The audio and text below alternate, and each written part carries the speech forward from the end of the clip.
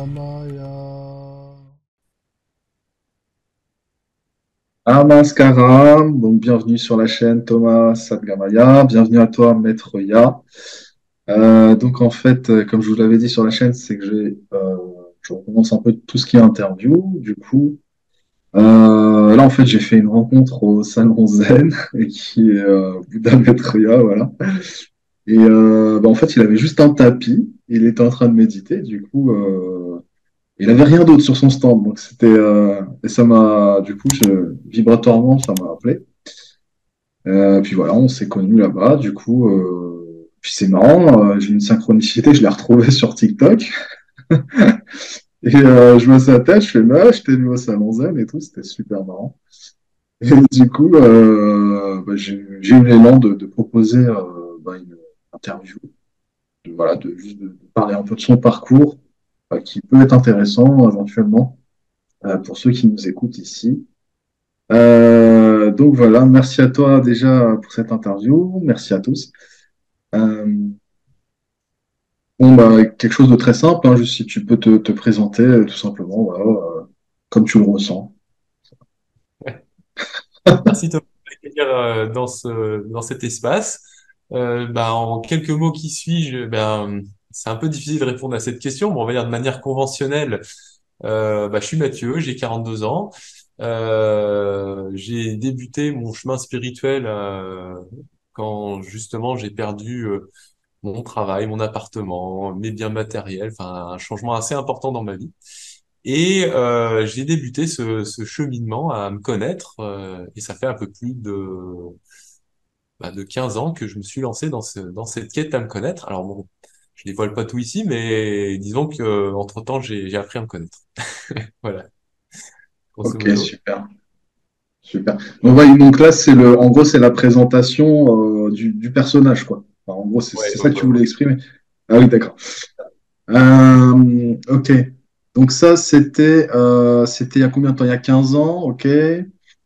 Et si tu peux me situer un peu le climat familial avant d'en arriver à avoir une quête intérieure. Ouais. Comment c'était chez toi, tes parents, comment ils étaient, etc., etc. Enfin, Mhm. si tu as envie de le partager, il n'y a pas de tranquille. Ouais, ouais, bah, pas de problème. Disons que ma famille, sont peu pratiquants, en fait, même assez laïcs. C'est plus du côté de ma grand-mère, j'ai un peu une empreinte catholique puisqu'elle est pratiquante. Du côté de mon père, très peu, un peu quelques. Du côté de mon grand-père, un peu je dirais des bribes de la spiritualité, mais en vérité très peu au niveau de mes parents. Et quand même, ma maman a beaucoup lu des textes au niveau de la spiritualité, hein. Déjà dans sa bibliothèque, il y avait des livres comme le livre de la vie et de la mort de Sogyal Rinpoche, et puis aussi du village des pruniers de Thich Nhat Hanh, quelques ouvrages. Donc déjà tout petit, sans vraiment le savoir, elle avait déjà des livres qui allaient dans ce sens. Et moi, à un moment donné, quand j'ai eu ce changement dans ma vie, eh bien, c'est là où ces fameux ouvrages sont apparus dans ma vie et j'ai commencé un peu à lire ces livres-là. Mais du côté de mes parents, Thomas, très peu d'empreintes. Je dirais peut-être un petit peu du côté de ma maman quand même à un moment donné. Voilà. D'accord, Mais ok. Ok, ça marche. Moi, effectivement, Thich Nhat Hanh, moi aussi, j'ai été inspiré à un moment donné vraiment sur ses enseignements. Euh, c'est un être qui a vraiment eu beaucoup de compassion quoi, pour les êtres humains. Ouais. J'ai ouais, vraiment, j'ai rarement vu ça, quoi. Ouais. Ouais. Ok, donc ça c'est le contexte un peu spiritualité, mais sinon tu as grandi dans une famille plutôt. Comment tu t'es senti enfant? Voilà, c'est plutôt ça. Ouais. Comment tu t'es senti? Est-ce que tu te sentais à part ou est-ce que tu te sentais. euh, C'était plutôt ça, ouais, en fait. Eh ben, étant enfant, c'est assez. Alors, il faut savoir, j'avais un frère qui nous a quittés il y a quelques années, un frère plus jeune que moi, et J'avais tendance donc à pas mal être avec mon frère pour ce qui est du côté ludique, même si j'avais quand même cette tendance à être assez solitaire, à vouloir faire mes jeux de construction dans mon coin. J'avais quand même une part de mon enfance à jouer avec mon frère, donc on avait pas mal de complicité sur divers jeux, etc. Et c'est vrai que c'est des moments assez agréables. Même si d'un autre côté, j'avais tendance à l'embêter, parce que bon, étant le grand frère, il y a toujours ce côté un petit peu d'embêter le petit frère. Mais d'un autre côté, c'est ce qui faisait aussi notre force à nous deux, des fois à faire des activités ensemble. Et puis, ouais, assez souvent dans l'imaginaire. J'avais tendance à beaucoup rêver, euh, à être assez, ouais, dans l'imaginaire, ouais, pas mal. Des fois, il y avait des choses, même je me souviens des fois à l'école, je m'intéressais peu à certains cours parce que il y avait mon côté créatif qui reprenait le dessus. Je me souviens avoir des fois fait des avions en classe alors que bon, il fallait que j'écoute, mais j'avais plutôt le côté un peu lunaire qui reprenait le dessus et qui m'amenait à essayer d'être assez créatif. Et ça m'a été Ouais, pas reproché et en même temps, bon, bah, je sentais que c'était mon élan de création qui faisait que ouais. j'avais envie voilà, un peu de m'échapper des choses qui, en fait, pour moi, à un moment donné, n'avaient pas vraiment de sens, en fait. Et donc, fallait que j'occupe mon temps d'une autre manière. Donc, ce côté créatif, il est un peu présent encore chez moi. C'est ce qui me donne des fois l'envie de faire des beaux posts sur Instagram, Facebook, essayer de présenter de manière les choses un peu sympas, quoi. Et cet élan créatif, à mon sens, il m'accompagne dans ma vie. Tiens, c'est intéressant. Et tu dirais que, est-ce que tu dirais que, par exemple, c'est la vie qui crée ou ou il y a quelqu'un pour créer?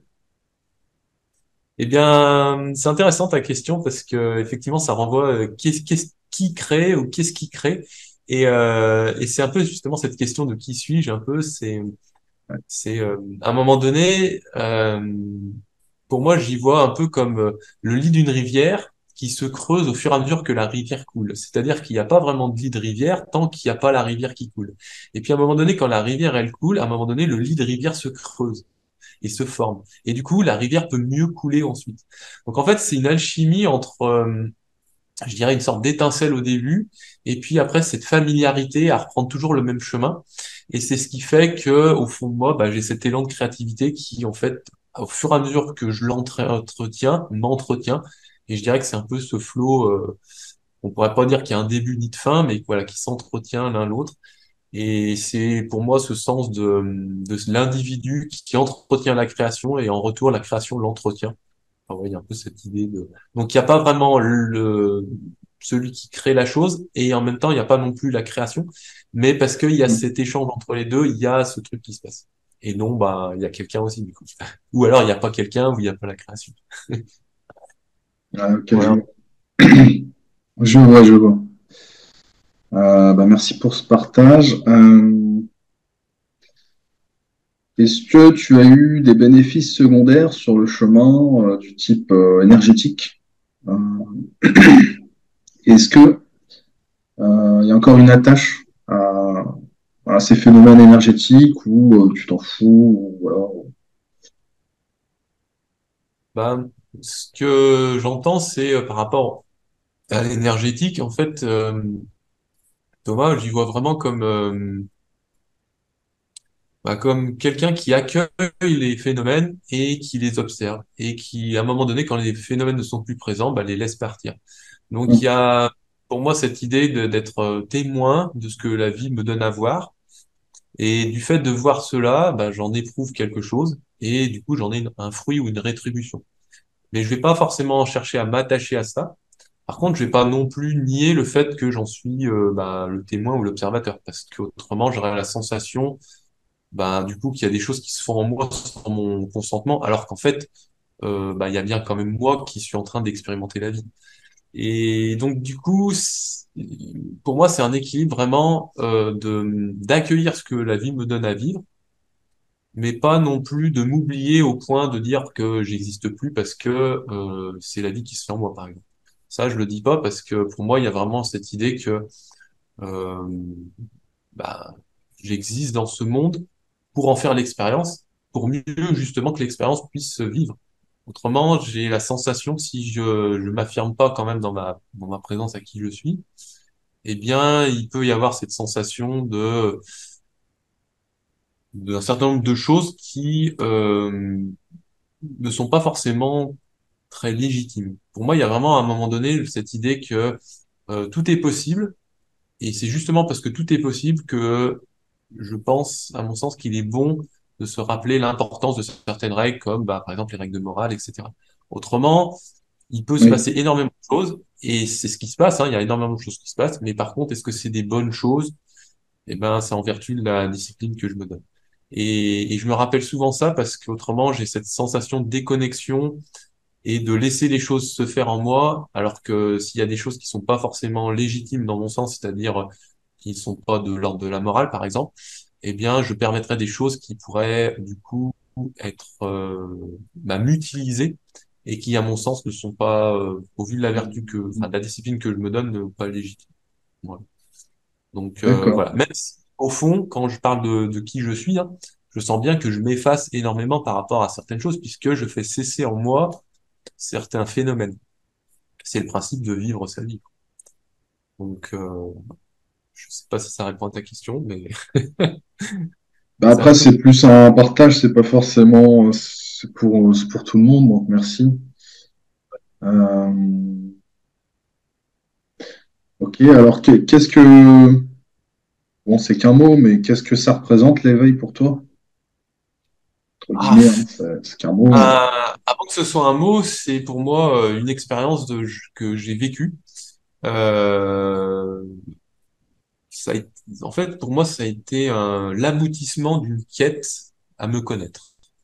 C'est-à-dire que pendant de nombreuses années, après la perte de mon travail en 2009 et tout ce qui s'en est suivi, j'ai eu vraiment une remise en question de qui je suis et le sens de ma vie. Donc là, à ce moment-là, j'ai vraiment dû chercher des réponses là où la société auquel j'adhérais ne m'en donnait plus. Donc, je me suis tourné vers les centres bouddhistes, je me suis tourné vers justement la spiritualité, principalement le bouddhisme. Et j'étais assez étonné de voir que des moines me disaient, bah, allez, retourne travailler, alors que je voulais juste moine à ce moment-là. Assez surprenant.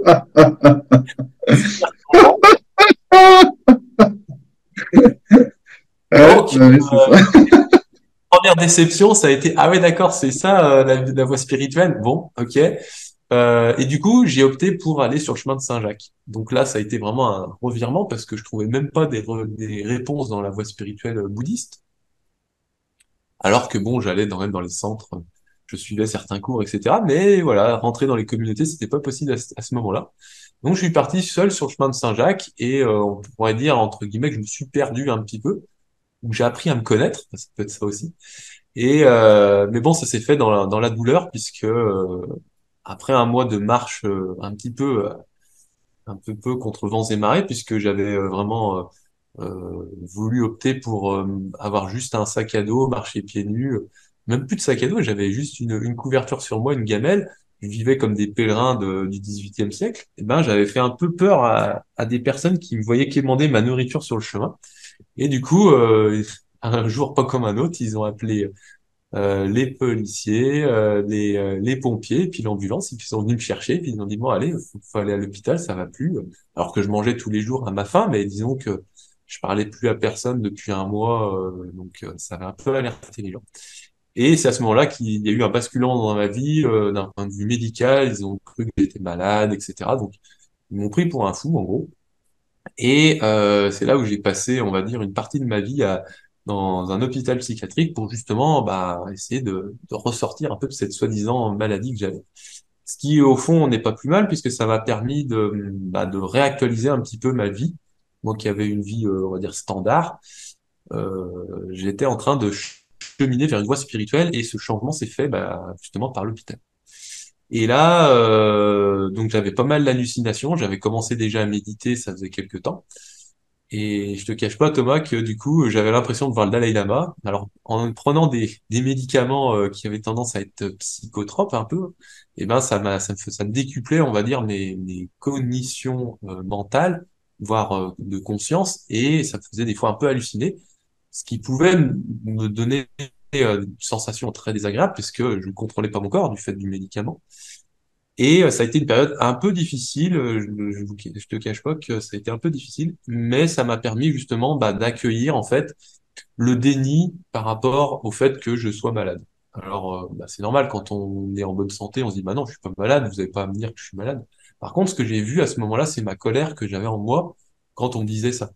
Parce que justement, je prenais comme argent comptant les critiques des autres. Je prenais ça vraiment au premier degré. Et ça, du coup, ça a été une occasion en fait de transformer en fait cette souffrance que j'avais pas vue jusqu'à présent de moi, qui était la colère. Et je remercie cette occasion de ces personnes-là parce qu'elles m'ont donné justement l'occasion de travailler à ma colère. Et puis petit à petit, bon, j'ai pu sortir de l'hôpital psychiatrique et j'ai rejoint les premières communautés, puis les communautés bouddhistes. Et c'est là que j'ai, on va dire, fait mon retour dans les communautés bouddhistes. Et j'ai pu être même laïque, moine, enfin pas moine, mais laïque long terme, où là je suis resté pendant 3 ans donc au village des Pruniers, puisque j'avais déjà eu quelques lectures de Thich Nhat Hanh, ça a été une occasion justement de voir la personne vraiment sur place. J'avais fait un petit séjour de 3 mois dans un centre Karmapa près du Bost, donc voilà. Et en fait j'ai continué dans la communauté de Thich Nhat Hanh. C'est là où j'ai appris beaucoup la pleine conscience, la méditation vraiment avec la communauté, donc une bonne pratique de groupe. Et ça m'a énormément construit au point où j'ai pu progressivement arrêter ma médication auprès de ma psychologue. Et puis le suivi psychologique, j'ai pu complètement l'arrêter. Ce qui m'a permis de faire cette transition, comme j'aime bien dire, de la médication à la méditation. Et ça s'est fait très, très simplement, ce qui m'a permis justement de petit à petit un peu mieux comprendre ma colère, aussi mes attachements. Il faut savoir, quand on vit dans une communauté bouddhiste, on a très peu d'attachements, puisque tous les biens qu'on a, c'est un sac à dos et puis basta. Le reste, ça appartient à la communauté. Donc, C'est sûr. rien de tout ça, c'est tout à la communauté. Donc, du coup, plus d'internet, plus de téléphone, plus rien.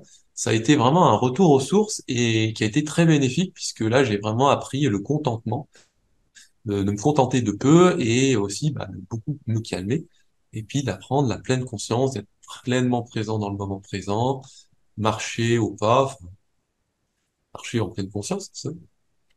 Sauf que bon, j'ai pas pu rester plus de 3 ans dans ce centre puisqu'à un moment donné, il me demandait de partir. Il y avait certaines obligations, notamment d'un point de vue matériel. Ça, il y avait toujours un peu un problème matériel dans ma vie. Et du coup, j'ai dû trouver un autre centre de pratique et je me suis tourné vers la tradition Kadampa. Donc, la tradition Kadampa, je connaissais pas la tradition Kadampa jusqu'à ce que j'y aille et que je me rende compte qu'en fait, je la connaissais. Je vais vous dire pourquoi. Donc, ouais, bah oui, c'est un peu un rebondissement. Donc, avant de m'intéresser tout début, quand j'étais dans ma période où je commençais à m'intéresser au bouddhisme, que j'avais encore mon appartement, etc., j'avais eu l'envie d'aller rencontrer le Dalai Lama. Il s'avère que le Dalai Lama, il est venu D'accord. en 2009 en France, à Nantes 2007, pardon, en France, à Nantes pour donner des enseignements. Et je me suis dit, tiens, c'est l'occasion de voir peut-être un grand maître, je vais y aller. Et j'y étais allé. Et c'était marrant parce que quand je sortais de ces enseignements, il y avait tout un groupement de personnes qui disaient Dalai Lama, stop, machin. J'ai dit, mais qui c'est que ces gens-là? Et c'est marrant parce que en 2016, quand je suis arrivé chez les Kadampa, et au début je le savais pas, mais petit à petit j'ai appris qu'en fait c'était les fameuses personnes qui étaient dans les groupements quand j'allais voir le Dalai Lama. Donc je me Ah, suis retrouvé d'accord. de l'autre côté, c'est-à-dire du côté des Kadampa, ceux qui reprochaient au Dalai Lama, bon, je rentre pas trop dans la polémique, mais il y a un courant des Kadampa qui veut défendre certaines pratiques et le Dalai Lama avait un peu mis des limitations. D'accord, Bref. ok. Du coup, ça a été intéressant de voir l'autre côté, justement. Parce que, bon, c'est toujours pareil, quand on connaît un camp, on dit, bon, oui, il a raison, et puis quand on est dans l'autre camp, on dit, ah oui, je comprends mieux pourquoi. Et du coup, ça m'a permis vraiment d'être des deux côtés, et puis de comprendre les deux camps, en fait. Bon, bref. Ça n'a D'accord. rien à voir dans mon parcours, quoique, peut-être. Et là, j'ai beaucoup appris, en fait, plus la sagesse, c'est-à-dire les textes, vraiment les textes bouddhistes, donc du maître Geshe Kelsang Gyatso Rinpoche, qui est Mm. parti il y a pas très longtemps. Comme Thich Nhat Hanh, il y a pas très longtemps non plus d'ailleurs. Oui, ouais, Et il y a en 2 ans, les deux sont partis, quoi. Et bon, disons que ça a été, on va dire, mes piliers de référence dans ma pratique. Bon, même si j'avais fait un stage quand même de 10 jours de Vipassana aussi au tout début de mon cheminement. D'ailleurs, d'accord. était parti de quelques années après. Donc c'est vraiment, en fait, j'ai eu la chance, en fait, de quelque part de suivre ces maîtres avant un peu leur Mm. disparition. D'accord. Et, et voilà. Donc ça a été, on va dire, mon, mon cursus. Et puis, alors, il y a eu un fait assez intéressant, c'est qu'en 2017, et on arrive à l'éveil, parce que c'est quand même le but de ta question. En éveil, il y a eu en fait, donc ça faisait un peu plus d'1 an que j'étais au centre Kadampa. Je continuais mes pratiques individuelles et au mois de mars, j'ai eu une montée de Kundalini. Au début, je savais pas ce que c'était. Donc c'est pour ceux qui savent pas, c'est une montée de une certaine jouissance. En fait, on a un certain bien-être qui qu'on peut trouver en méditation, qui normalement est très léger. Mais sous la forme que ça se présente, la Kundalini, c'est vraiment quelque chose, bah, comme si on est en extase avec une partenaire, sauf que bon, il y a personne, c'est juste soi avec soi-même. Et quand c'est pas contrôlé, comme ça a été mon cas, ça a été vraiment très fort au point où c'était même intolérable. Pour vous dire, tellement c'était intolérable, j'étais assis en méditation dans le lieu où j'étais, et je pouvais même pas tenir sur mon coussin de méditation, il fallait que je sorte absolument dehors. Donc je suis sorti de ma méditation, je suis allé dehors et je suis allé me mettre dans la forêt, sous un grand arbre, le temps que ça passe. Et ça a duré peut-être 3 4 heures, j'avais l'impression de brûler sur place tellement c'était fort. Au mois de mars, en t-shirt, je peux vous assurer, j'avais pas froid, hein. On pourrait croire l'inverse, mais avec la Kundalini, pas du tout. Mais bon, tout Ok. ça pour dire que à ce moment-là, il y a eu une sorte de changement de shift, c'est-à-dire qu'il y a eu vraiment cette énergie qui m'a traversé, qui est partie du bas et qui est montée vraiment comme un feu de la Saint-Jean, hein. C'est parti du bas vers le haut, c'est ça? Ah oui, oui, c'est une image importante, et qui est en fait celle qui prépare la descente justement, celle de l'éveil. Donc ça, c'est 3 mois avant, au mois de mars. Donc au mois de mars, bah, je vis ça, et puis avec une sensation que ma vie n'allait plus être pareille. Ce qui a pas manqué, les jours qui ont suivi, bon, j'ai senti cette sensation être de plus en plus présente en moi, comme une sorte de second état, en fait, ou tout simplement d'état naturel, sauf que j'arrivais pas à la contrôler. Et puis, les jours passant, je continue mes méditations, et puis au mois d'août, le 2 août 2017, il y avait quasiment personne au centre où j'étais. Ils étaient partis tous dans la tradition, dans le centre-mer en Angleterre. Moi, j'avais fait le choix de rester sur place. J'étais en train de méditer sous un pin là-bas, et un ciel magnifique, un ciel bleu sans aucun nuage. Bon, en plein été, hein, quelque chose comme 30 35 degrés, très bien. J'étais en pleine méditation, ça faisait peut-être, je sais pas, 2 3 heures que j'étais en train de méditer. Je dis bon bah c'est bon, j'ai assez médité pour la journée. Je commence à ouvrir les yeux, et là je vois le monde devenir complètement noir, c'est-à-dire comme si c'était la nuit, alors que j'étais en plein jour et une sensation que le monde venait de se figer et que j'étais le seul à pouvoir bouger au milieu de tout ça. Et là, Ok, ah oui, d'accord. ouais, Qu'est-ce que d'accord. ça veut dire, quoi? Enfin, qu'est-ce que je... Et là, une révélation qui s'est faite en moi, je suis Bouddha Maitreya, je me suis éveillé. Et là, vraiment, une satisfaction, et puis aussi énormément d'informations, de connaissances qui venaient à moi. La rotation, les 3 rotations de la Terre, un certain nombre de choses par rapport au marée, et puis des connaissances, des connaissances, des connaissances. Et puis bon, bah ok. Et puis, je sors, puis je bouge un petit peu, je dis, mais qu'est-ce que je fais maintenant? J'ai plus rien à faire. J'avais cette sensation de satisfaction que je venais de finir ma vie, que j'avais plus rien à faire, que je venais de Oui, m'éveiller, d'accord. c'est-à-dire vraiment une sensation de complétude qui d'ailleurs ne me quitte plus depuis ce jour, puisque ça fait maintenant 6 ans. J'ai cette sensation de satisfaction, j'ai rien besoin de faire, je suis en extase, comme j'aime bien le dire, hein, parce que c'est ça, c'est un état qui est permanent chez moi maintenant et qui est en fait une sensation de félicité qui est toujours présente, qui est comme si on était shooté, vous voyez, une petite drogue qui nous donne vraiment cette sensation. D'ailleurs, le simple fait d'évoquer ça, ça me donne la joie, c'est pour vous dire. Mais c'est vraiment ça, c'est une sensation qui me quitte plus et qui est comme le témoignage qu'en fait, bah, j'ai atteint l'éveil et que bah, je vais plus rien vivre de souffrant puisque c'est fini en moi. Alors ça m'empêche pas de tomber malade. Là, ça fait une semaine que j'ai un peu mal au nez, enfin que je mouche et que voilà, que je suis malade comme tout le monde. Mais il y a toujours au fond de moi cette sensation très agréable qui est en fait, je dirais, le fil conducteur ou le fil rouge de ma vie maintenant, puisque bah, les véritables souffrances, c'est-à-dire celles qui sont de l'ordre bah, du chagrin, des lamentations, tout ça, bah c'est parti quoi, c'est fini. D'accord. Peu ce que c'est que pour moi l'éveil ce jour-là, et puis bah cette continuité, c'est-à-dire depuis ce jour, cette stabilisation de cette sensation qui est le témoignage en fait de plus vivre de souffrance. Voilà. Ok. Au niveau des relations, t'es plus du tout attiré par exemple, une relation amoureuse? Alors en fait, c'est marrant parce que à cette période-là à peu près, il y a une personne qui est rentrée dans ma vie et qui avait beaucoup d'attirance pour moi. Et moi aussi, j'étais très attiré par cette femme. Euh, mais je sentais que, au fond de moi, il y a quelque chose qui me disait que s'il devait y avoir une relation avec cette femme, ce serait pas de l'ordre d'un couple, mais plutôt de l'ordre universel. Et, euh, D'accord. et quand j'ai un peu évoqué cela, bon, elle avait encore son cheminement à faire, et je sentais énormément l'amour christique, c'est-à-dire l'amour de la mère Marie, euh, la Vierge Marie, en fait, qui était assez présente chez elle. Et en fait, ça m'a montré en fait que alors après, bon, ça c'est encore une fois des perceptions, mais cette idée que d'avoir été l'enfant Jésus auprès de la mère Marie, en fait, et ça s'est manifesté comme ça au travers de cette relation avec cette femme. Donc vraiment cette sensation d'être plutôt l'enfant par rapport à elle qui était plutôt la mère, dans une vie passée, D'accord. hein, parce que la vie actuelle, c'est pas le Ok. cas. Et c'est ce qui m'a été donné de voir à ce moment-là. Alors, il faut savoir qu'en fait, ce genre de choses, hein, ça veut pas forcément dire qu'on est véritablement deux personnes ayant été Jésus et Marie. Et en tout cas, on emprunte ce même chemin que Jésus et Marie. C'est ça que moi, je le comprends comme ça, c'est-à-dire pas forcément le côté voilà très direct. Ça pourrait, hein, mais voilà, je mets un petit peu des guillemets. D'accord.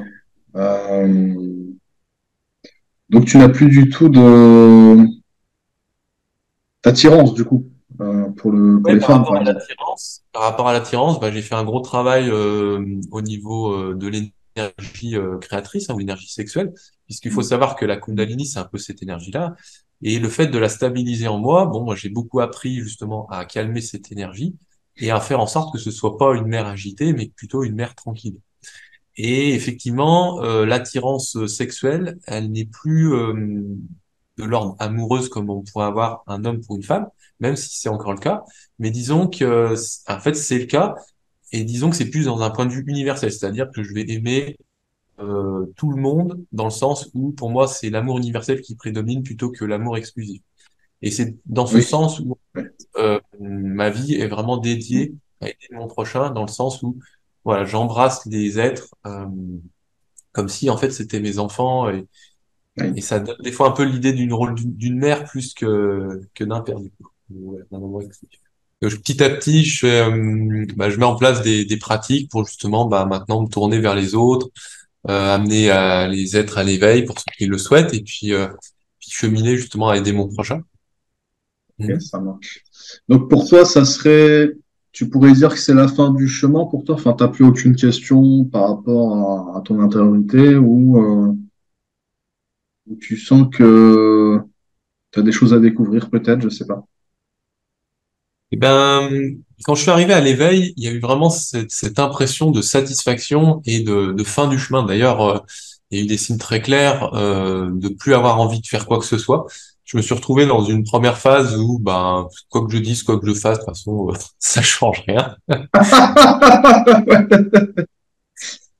Bon, Ouais, et dans ce monde, enfin, quel est mon but en fait? Et là, en fait, bah, je me suis retrouvé devant une évidence et c'est des pensées parce que bon, il y a beaucoup mon conscient, mon mental fonctionne aussi pas mal à ce niveau-là et j'ai eu une sorte de révélation ou de message qui me disant bah oui, ton but maintenant c'est d'enseigner cette voie et de transmettre. J'ai eu quelqu'un qui est arrivé dans ma vie et qui m'a dit simplement bah c'est simple, crée une chaîne YouTube, fais-toi connaître sur Internet. Donc j'ai suivi ce conseil effectivement, j'ai créé ma première chaîne YouTube il y a un peu plus de 2 ans, qui compte maintenant, bon, bah, 500 abonnés à peu près. Donc, ça commence à prendre un petit peu. Et c'est vrai que ça a été, on va dire, la première occasion de pouvoir témoigner de ce que je rencontrais au fond de moi. Alors, au début, j'y allais plutôt en mode, bah ouais, je diffuse le bouddhisme parce que bon, c'était le seul enseignement qui me paraissait un peu entendable, mais très peu personnellement. Et là, ça fait quelques années où je commence petit à petit à donner un peu plus le côté personnel. Et bah là, tu vois, tu me donnes la chance de parler un peu de mon expérience. Et c'est vrai que voilà, je présente un peu plus les choses de manière personnelle et surtout comment je le vis, parce que je me rends compte que c'est ça que les gens entendent le plus, c'est-à-dire quelque chose qui sentent de moi comme étant vivant, comme étant véritable. Et du coup, mon message passe beaucoup mieux maintenant du fait d'être beaucoup plus bah, vrai ou en tout cas de montrer ce que moi je vis plutôt que rapporter des fois des textes qui sont très intéressants mais qui sont Tout à pas fait, ouais. forcément. Mm. Ouais, Voilà. je comprends tout à fait ce que tu veux dire. Ouais. C'est s'aligner vraiment avec ce que tu as vécu. Mm. Ça fait écho un peu avec moi au moment, enfin, au début, je ne partageais pas du tout sur ce qui s'était passé. Je gardais vraiment ça, mais j'avais pas l'élan, si tu veux, à ce moment-là. C'est venu après, quoi. C'est venu après de vouloir en parler, tout simplement sans juste en parler. Ça me disait, parle-en, c'est tout. Enfin, je, c'est pas ma volonté propre, quoi. C'est que ça doit se transmettre, ça se transmet, et je peux pas, j'ai pas le choix, quoi. Ouais. Donc après, bah, ça joue un peu à ça, à transmettre, voilà. Euh, voilà pour la petite parenthèse. Du coup, ouais, donc pour toi, ça serait plutôt ça t'a répondu à la fin du chemin, oui. Et il y a aussi quelque chose en fait sur le salon.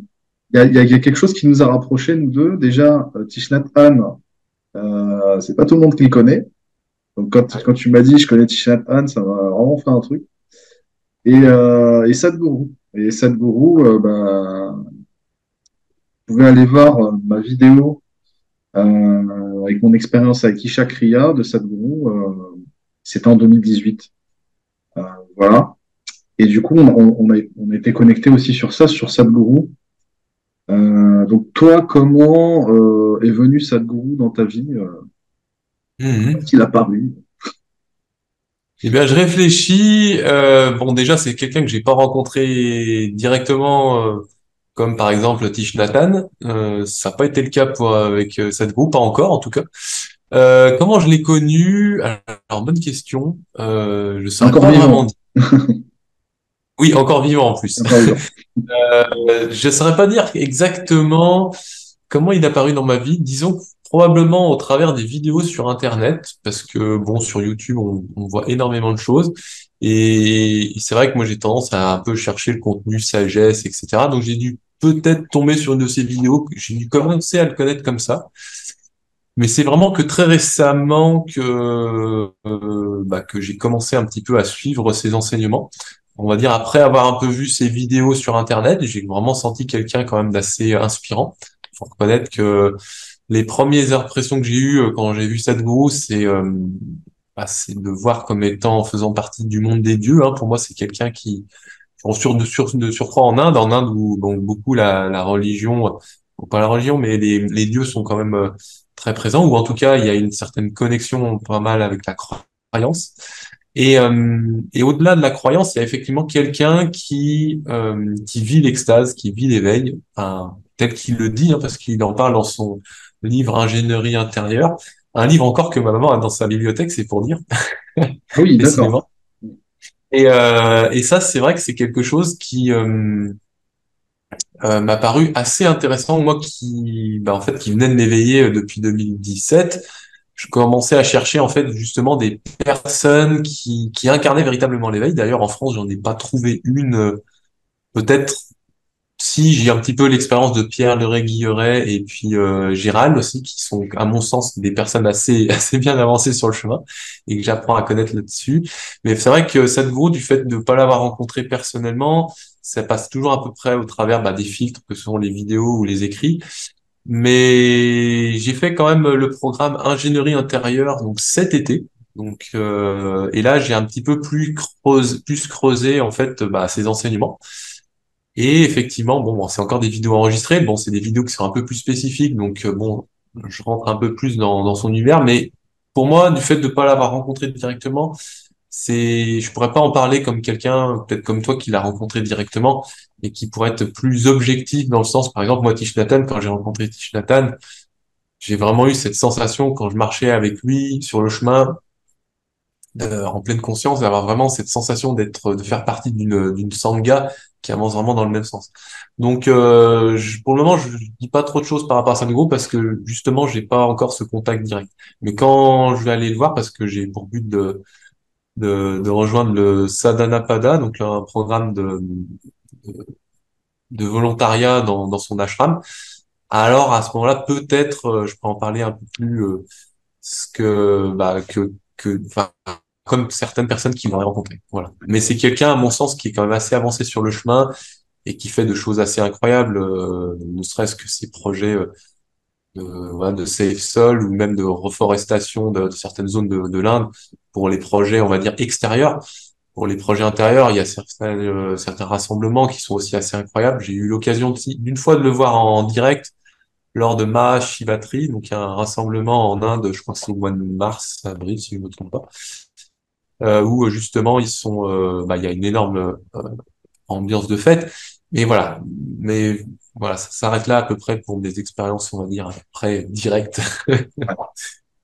Ouais, Bah, ça se fera, hein, si ça doit se faire, ça se fera. ouais, Bah, si ouais. tu dois le rencontrer, je veux dire, ça se fera, quoi. Mm. Est-ce que tu as d'autres inspirations au niveau de, enfin, voilà, on a cité Chapman, Rinpoche, Sadhguru. Est-ce que tu as d'autres personnes que tu vois en tant que personne inspirante, peut-être? Ouais, ouais. Eh bien, en fait, j'ai peu parlé de Vipassana, mais j'ai eu pendant 10 jours l'occasion de suivre les cours Vipassana, donc de la tradition de Seng Wenka. Donc la Vipassana, c'est quand même une pratique qui est assez ancestrale, hein. C'est même une des premières pratiques que le Bouddha a enseigné, Bouddha Shakyamuni, j'entends. Et j'ai beaucoup connecté justement avec cette méthode, et c'est surtout cet homme la Sengonka, qui parle de Vipassana, même si je l'ai pas rencontré directement. C'est quelqu'un qui m'inspire beaucoup de par le simple fait d'observer les choses telles qu'elles sont. J'ai aussi trouvé intéressant, qui c'est que j'ai pensé récemment, euh, le Karmapa, donc le 17e Karmapa, alors il y a deux Karmapa, il faut savoir, il y en a un qui est Orgen, et l'autre, je sais plus, c'est des noms tibétains, mais c'est le second. Et c'est lui que j'ai eu l'occasion dans ma vie de rencontrer deux fois. Donc, en 2012, quand il est venu en France, au Bost, où je l'ai rencontré une première fois et il y a eu une sorte de connexion assez incroyable. Pourtant, il a à peu près mon âge, mais bon, c'est quelqu'un que j'ai senti vraiment assez inspirant.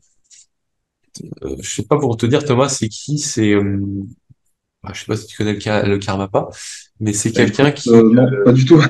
Je, je vois pas ce que c'est, justement. Karma, bah, karma. Karmapa, non, c'est quelqu'un, c'est pas. Ah, d'accord, non, je ne connais pas. Je ne connais Et, pas. donc, il y a eu vraiment, à un moment donné, en 2012, donc cette fonte en larmes quand je l'ai rencontré. Première fois en 2012, ouais, il y a eu vraiment cette impression très forte et je savais pas pourquoi. Et comme si en fait il y avait une connexion qui s'était faite à ce moment-là. Et aussi quand je l'ai retrouvé donc cet été, ouais cet été, ouais cet été il est revenu en France, près de Bordeaux. Là il y a un centre de la tradition de Karmapa. Et là il y a eu un autre phénomène qui a été de saigner légèrement du nez. Alors que bon, il y avait rien de spécial, quoi que ce soit. Bon, il faut savoir qu'il faisait aussi assez chaud à ce moment-là. Bon, je ne sais pas si c'est le fait qu'il fasse chaud aussi, mais voilà, c'est des signes. Et aussi, à ce moment-là, j'ai eu l'occasion de revivre en fait une vie incarnée d'animal, d'un chien que j'avais été pendant un temps. Donc j'ai vraiment revécu une vie de chien, c'est-à-dire je me voyais tel que j'étais en tant que chien, euh, vivant ma vie de chien, etc. Et j'ai revécu vraiment ce karma en direct D'accord. en sa présence. Donc ça Parce a que été, ouais. c'est une méthode, il propose une méthode particulière par rapport à notre karma, c'est ça, ou ça n'a rien à voir? Alors, bah lui, à la base, il enseigne beaucoup Avalokiteshvara, donc le bodhisattva de la compassion. Donc, il y a une grande connexion avec Avalokiteshvara ou Chenrezig en tibétain. Et, euh, et, et moi, alors, ça a été bah, justement d'être assez en compassion, du coup, peut-être, avec l'animal qui a été présent à ce moment-là. Du coup, je vois pas ça autrement, mais en tout cas, il n'y a pas une méthode spécifique. Disons, c'est le fait d'être en la présence des fois, de grands êtres que certaines choses se passent. Et moi, ayant déjà réalisé depuis un moment l'éveil, c'est vrai que ça a connecté avec, bah, quelque part, mon karma d'une vie passée. Voilà. Et ça, c'est pour les personnes un peu inspirantes, ou en tout cas, qui m'ont fait réaliser certaines choses. Mais c'est un peu ça, D'accord. la vie. Ouais. Voilà. Ah ouais, c'était ça. Est-ce que tu veux ajouter quelque chose? Peut-être partager ce que tu proposes. Aussi, toutes les personnes qui regardent cette vidéo, n'hésitez pas à aller le suivre aussi sur sa chaîne YouTube pour l'encourager. Est-ce que tu souhaites, est-ce que tu proposes quelque chose? Je sais pas, peut-être des méditations ou voilà.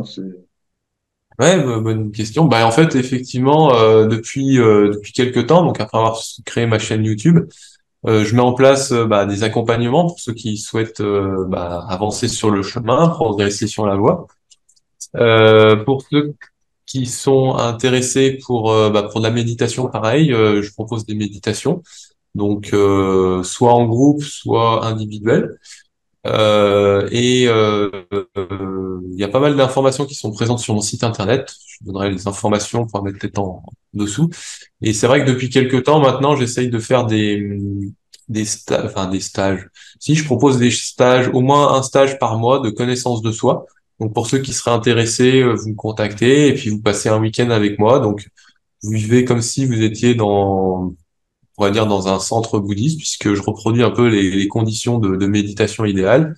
Méditation le matin, marche méditative, euh, euh, vraiment développer la pleine conscience, manger en silence, prendre un temps de travail méditatif, un peu un temps de questions-réponses, et puis une méditation du soir, et éventuellement quelques échanges aussi. Enfin voilà, c'est le tout sur un week-end dans un but vraiment dans un lieu qui est justement un peu retiré de l'agitation des villes, pour justement essayer de recréer un peu les conditions idéales pour justement la quiétude, le bien-être, et puis cette connaissance de soi qu'on a besoin quand on s'ignore un peu. Voilà, donc ça c'est sur un week-end par mois. Et puis à côté de ça, régulièrement, je fais des lives sur différentes chaînes comme TikTok, mais ça m'arrive aussi sur d'autres plateformes. Donc là, à ce moment-là, ben, j'accueille les personnes en live et puis ben, ce qui doit se passer se passe. Si vous avez des questions à ce moment-là, j'y réponds. Et dans un but justement, ben, un peu de diffuser la sagesse. Et puis ces jours-ci, j'ai pour but un petit peu dans les jours qui viennent d'un peu plus instaurer certaines sagesses du bouddhisme. Donc je vais pas mal parler du bouddhisme. Voilà. Et puis à côté de ça, j'ai écrit un petit essai. Alors je sais pas si je l'ai là, mais c'est, on va dire, je me suis un peu essayé à faire de l'écriture.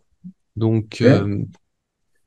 donc du coup j'ai écrit un premier livret, hein, qui est un premier essai qui s'appelle Par quoi commencer. Alors le voici. Je sais pas si on va voir D'accord. grand-chose.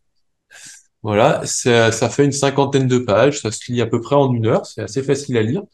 Et ça retrace un peu les étapes pour s'éveiller. Donc je pars vraiment de la base, c'est-à-dire qu'on est dans la souffrance, et puis je détaille un peu tout le cheminement. Donc il y a une première étape, on pourrait dire, d'état des lieux.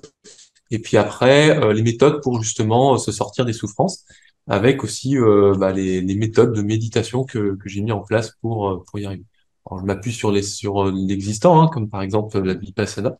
Donc tout ça, vous pouvez retrouver ça un petit peu dans ce livret que voilà, je vends à prix vraiment très bas, parce que pour moi, l'idée, c'est que les gens aient accès à la connaissance de manière assez facile. Donc voilà, à peu près D'accord. tout ce que je pour le moment. Ok, bon bah toutes les personnes enfin si ça leur parle, si ça les appelle, n'hésitez pas, hein, voilà, allez voir Mathieu. En tout cas, Mathieu, merci beaucoup pour ton interview. Merci beaucoup d'avoir accepté. Et, et à très bientôt sur les lives aussi, hein, je passerai te voir. Ouais, ouais, à bientôt. Et Et merci à toi de m'avoir accueilli. ouais, merci. Et quant à moi, là, je vais bientôt partir en Inde, donc peut-être que je ferai aussi des partages par rapport à ça. Parce que je ne suis jamais allé à l'ashram de Sadhguru, et là, je vais y aller là, à la fin de la semaine, du coup, c'est cool aussi. Voilà, merci beaucoup Mathieu, Namaskaram. Merci, merci, merci.